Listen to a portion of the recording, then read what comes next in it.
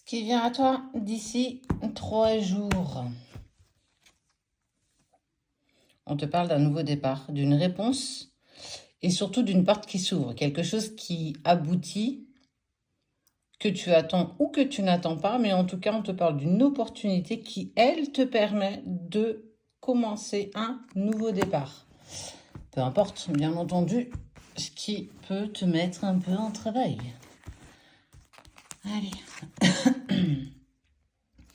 Fidélité et sécurité. On voit que tu as aujourd'hui envie d'avancer avec beaucoup plus de sécurité, beaucoup plus de fidélité que ce que tu as pu faire par le passé. Surtout, ça met en lumière ta dépendance affective. Tu as trouvé certaines clés qui, elles, te permettent de ne plus, ou en tout cas de moins subir ta dépendance affective. C'est quelque chose d'assez important dans le sens où tes décisions seront directement dictées par ton cœur et non plus par cette forme de dépendance. La dépendance aux autres, et peu importe la relation, on te dit bien que la dépendance affective, elle ne touche pas que l'amour, elle touche en fait toutes sortes de relations, professionnelles, amicales, familiales et bien sûr sentimentales. La sensation de se sentir importante aux yeux de l'autre, l'impression d'être un élément important, alors au sein d'une entreprise, au sein d'un foyer, au sein de tes amis. Mais en fait, plus tu accepteras de te détacher de ça, en fait, en faisant ce qui est bon pour toi au lieu de le faire pour les autres. Donc, ça veut dire aussi ne plus te mettre en 15 pour clairement accepter l'inacceptable parfois. Et parce que tu as... c'est plutôt... Ok. Parce que tu as et tu es en train justement de travailler cette forme de dépendance, tu ouvres à toi pour le coup de la communication, de la discussion et surtout du bavardage. Dans le sens où on sent que tu as changé, on sent que tu deviens une meilleure version de toi-même. Et parce que tu amènes à toi cette forme de lâcher prise, de ne plus être dans la dépendance, de ne plus dépendre des autres, et bien forcément, il y a des personnes qui ressentent quelque chose de différent par rapport à toi et aujourd'hui, elles sont beaucoup plus dans la communication.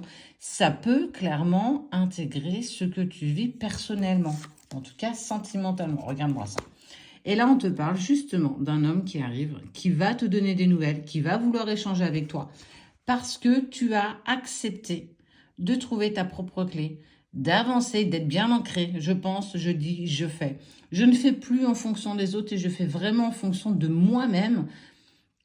C'est un pas de géant parce que c'est la peur de ne plus être considéré, la peur de ne plus être intégré, de prendre en fait ta juste place. C'est quelle est la place que tu t'accordes toi aujourd'hui dans ce que tu vis, dans ce que tu vis en tant qu'être individuel. Pas un être de société, c'est pas être le mouton, faire partie du troupeau, c'est oser justement sortir du troupeau et d'aller vers tes sentiers, les tiens en fait, ceux qui te ressemblent et surtout ceux qui vibrent avec toi.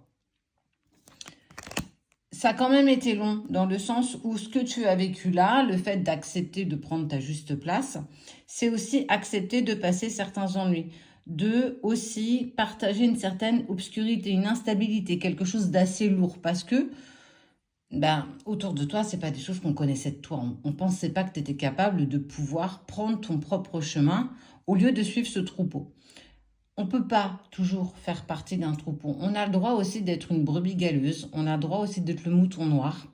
Et parce que tu acceptes véritablement d'aller vers ce qui est ancré pour toi, ça amène à toi de la communication, mais surtout la visite, le retour peut-être, ou l'entrée d'une personne dans ta vie. Donc, sois fier de toi. Moi, en tout cas, je suis fière de toi.